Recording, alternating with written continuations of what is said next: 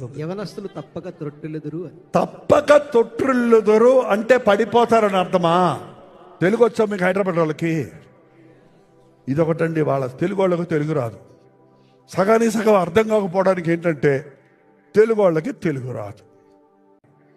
తొట్టిల్లటం అంటే ఏంటండి? తొట్టిల్లటం అంటే అంటే తొట్టిల్లాడు. కింద పడలా, తొట్టిల్లేను అంతే, పడలేదు. యవనస్తులు తొట్టిల్తాడంటాడు కానీ యవనస్తులు తప్పకుండా వ్యభిచారంలో పడాలి, తప్పకుండా సారాయి కుట్లో పడాలి, తప్పకుండా పాపంలో పడి గొబ్బయి లేవాలి అని అన్నాడు అనుకున్నారా? చాలామంది ఎక్స్క్యూజ్ చేసుకుంటున్నారు. యవనస్తుడు కదండి ఎలా తప్పిపోతుంటామండి. తప్పిపోవద్దు. దారి చూపించే ప్రభు ఉన్నాడు మనకి. యేసు వైపు చూస్తే ప్రతి శోధన జయిస్తావు.